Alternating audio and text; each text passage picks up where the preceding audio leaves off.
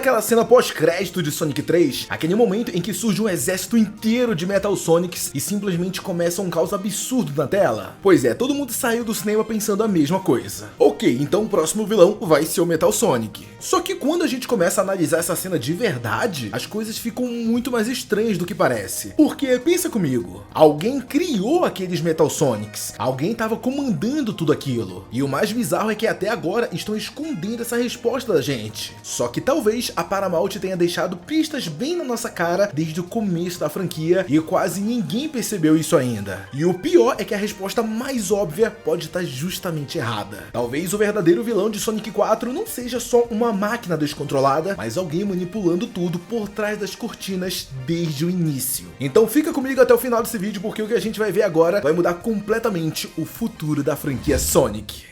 Eu sou Eric Brelaz, sejam muito bem-vindos a mais um vídeo. E bom galera, vamos analisar isso aqui tudo direitinho, porque quanto mais a fundo a gente vai entrando, mais estranho tudo vai ficando. O primeiro ponto que a gente vai falar aqui, lógico que seria sobre ele, né? O Robotnik. Sim, eu sei que essa é a teoria mais óbvia e a primeira que todo mundo pensa, mas é justamente por isso que vale a gente olhar pra ela com um pouco mais de cuidado. E eu digo isso porque a franquia sempre acostumou a gente a achar que a gente tá entendendo tudo, só que aí eles mudam o jogo completamente. O Jim Carrey, ele construiu um Robotnik extremamente inteligente nesses filmes. Não é só um vilão maluco fazendo piada, é um cara manipulador, estratégico, imprevisível. E no final de Sonic 3, aquela suposta morte dele simplesmente aconteceu rápido demais para um personagem desse tamanho. Ah, e tem um detalhe muito importante nisso tudo: a gente nunca viu corpo nenhum. Não teve confirmação real, não teve uma cena emocional pesada, não teve aquele momento clássico de é isso, acabou. E o cinema blockbuster, ele funciona muito nessa lógica. Se o filme não mostra claramente uma morte, é porque tem coisa aí. Inclusive o próprio Sonic já fez isso antes. No final de Sonic 2, parecia que o Robotnik tinha perdido tudo. A impressão era de encerramento completo. Mas aí Sonic 3 vem e mostra que ele não só sobreviveu, como voltou ainda mais perigoso. Então, sinceramente, galera, a Paramount, ela já provou que ela gosta de fazer essas brincadeiras com a gente sobre mortes falsas. Só que a teoria mais interessante sobre o Sonic 4 não é que o Robotnik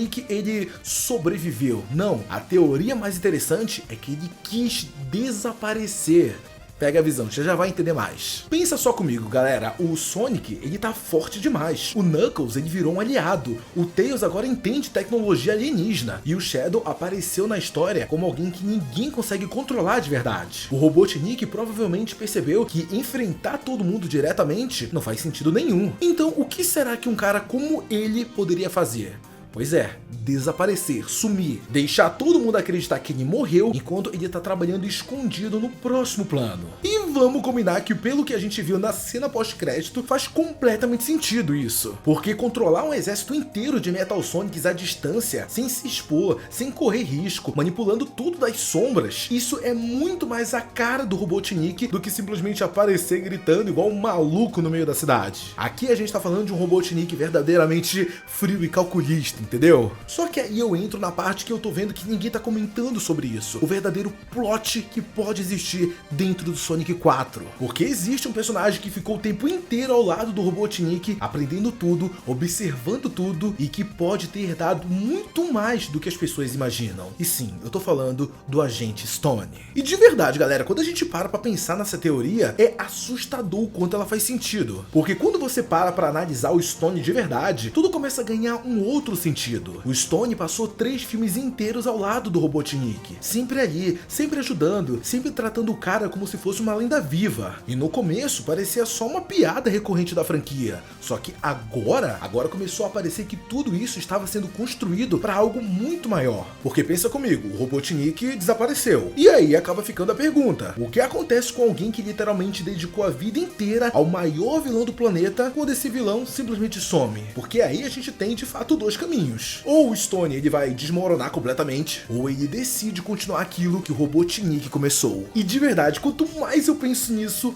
mais faz sentido. O Stone não apareceu nos 3 filmes por acaso. A franquia foi mantendo ele presente o tempo inteiro, mesmo quando parecia só um personagem secundário fazendo piada ao lado do Robotnik. Só que agora, olhando pro retrospecto, parece que cada cena dele estava construindo alguma coisa maior escondida no fundo da história. E aqui a gente entra no fundo dessa teoria, que é, de fato, a parte mais assustadora. O Stone provavelmente teve acesso a tudo. Laboratórios, sistemas, projetos secretos, tecnologia acumulada durante anos, os planos do Metal Sonic, as armas, os códigos, tudo, galera, literalmente tudo. Então imagina isso, o Robotnik ele desaparece e o Stone decide terminar o trabalho do seu chefe sozinho. E não, ele não quer virar um novo Robotnik, ele tá tentando honrar o legado dele. E essa aqui, gente, é a parada mais perigosa de tudo. E eu digo isso porque um vilão movido só pelo ego, normalmente, sim, ele comete erros. Eles gostam de se aparecer, eles gostam de provar que são superiores às suas versões anteriores, entendeu? Só que uma pessoa movida por lealdade e obsessão é totalmente diferente. E esse tipo de pessoa, ela vai até o fim, custe o que custar. Só que agora a gente entra também numa outra teoria que a galera que é fã dos jogos, quando viu aquela cena pós-crédito, reconheceu logo de cara. E sim, eu vou falar da teoria do Eggman Nega. E ó, galera, se a Paramount realmente decidir trazer esse personagem pros filmes, isso muda completamente o tom da franquia. Porque diferente do Robotnik, o Eggman Nega, ele não tem aquele lado engraçado e exagerado. Ele não fica fazendo aquele showzinho. Ele não quer ser carismático. Nos jogos ele é muito mais frio, muito mais direto. E é justamente por isso que muita gente considera ele ainda mais perigoso. E honestamente, isso faz muito sentido com o momento atual que a franquia tá vivendo. Porque se o estúdio quiser continuar, sem depender totalmente do Jim Carrey, o Eggman Nega seria uma substituição perfeita. Teríamos um personagem que estudou todos os erros do Robotnik, viu a arrogância dele estragar os próprios planos e decidiu fazer tudo diferente. Sem espetáculo, sem piada, sem distração, só resultados. Mas agora eu vou entrar na teoria que essa teoria eu tenho certeza que deixa todos os fãs malucos só de imaginar isso ganhando realidade dentro do cinema. E sim, eu vou falar dele, o Mephiles the Dark.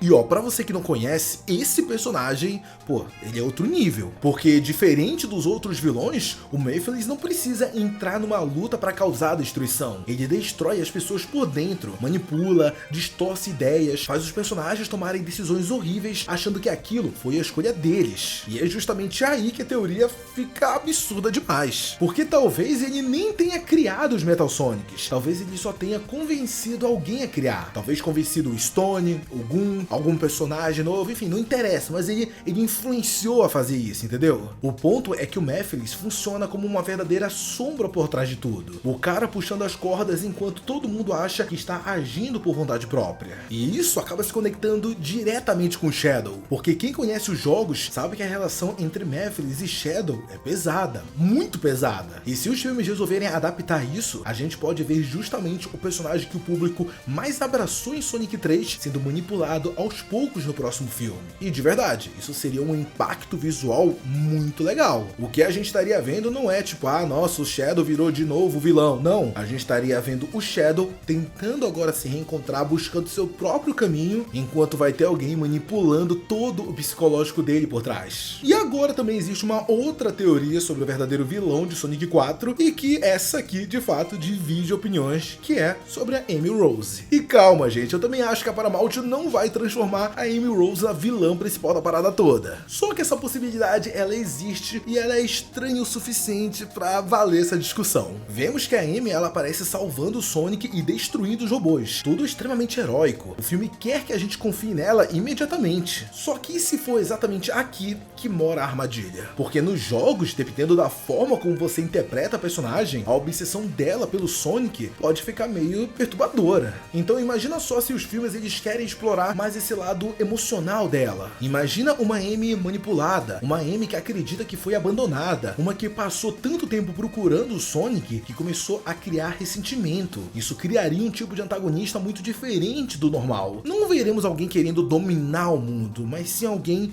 machucada de verdade. E sabe qual é o mais louco? É exatamente esse tipo de conflito que é muito difícil resolver numa luta. Porque você não derrota uma pessoa assim no soco, você precisa fazer ela voltar a ser quem ela era antes. E é sério, se o Sonic 4 tiver coragem de entrar no território território mais emocional desse jeito, esse filme pode acabar se tornando o mais pesado e também o mais ambicioso da franquia inteira. E o que eu acho mais interessante disso tudo é perceber o como essa franquia vem crescendo e todo o cuidado que estão tomando com ela, muito mais agora do que no começo da franquia em si. E eu digo isso porque agora ficou muito claro que várias dessas peças não estavam aí por acaso. O Stone, ele não passou 3 filmes inteiros ao lado do Robotnik só para servir como alívio cômico. O Gun não ganhou espaço em filmes diferentes para simplesmente desaparecer na história depois. E as cenas pós-créditos dessa franquia claramente não existem só para gerar um hype vazio. O estúdio já mostrou mais de uma vez que quer plantar coisas para usar depois. E é por isso que eu digo que esse Sonic 4, ele está numa posição muito diferente dos filmes anteriores. Pela primeira vez a franquia, ela tem um mistério real nas mãos. Não aquele mistério artificial criado só para movimentar a internet por algumas semanas, mas o mistério onde existem várias respostas possíveis e, até mais importante, todas elas fazem sentido dentro da história. Se o Robotnik voltar controlando tudo das sombras, pode ser facilmente o plano mais absurdo que ele já executou. Se o Stone assumir esse legado e virar a ameaça principal, seria uma das reviravoltas mais bem construídas da franquia inteira. Se o Gun acaba tomando decisões mais extremas por medo do que aconteceu nos filmes anteriores, o tom da história muda completamente. E se o Mephiles realmente aparecer, aí a franquia entra num território muito mais sombrio e ambicioso do que qualquer coisa que eles já tentaram antes. E talvez seja exatamente isso que seja a parte mais empolgante disso tudo. Essa sensação de perceber que o Sonic 4, ele não tá apenas tentando repetir a fórmula que deu certo nos filmes anteriores, mas sim querer crescer conforme o público que acompanhou essa saga desde o início. E bom, a base ela já tá pronta, os personagens estão estabelecidos, as perguntas foram deixadas na mesa, agora falta só a gente descobrir qual é o caminho que a Paramount realmente escolheu seguir. E de verdade, eu quero muito saber a opinião de vocês depois de tudo isso. Quem vocês acham que vai ser o verdadeiro vilão de Sonic 4? O Stone, ele vai assumir o legado do Robotnik? Ou será que a gente vai ter o Eggman voltando das sombras? Mephiles vai chegar e vai mudar completamente essa franquia? Ou a Paramount tá entregando algo completamente novo pra gente? Deixa todas as suas opiniões e suas teorias sobre isso aqui no campo dos comentários, que eu quero muito saber. Muito obrigado a você que assistiu esse vídeo até aqui. Não sai dele antes de deixar seu like e ó, se inscreve aqui no canal.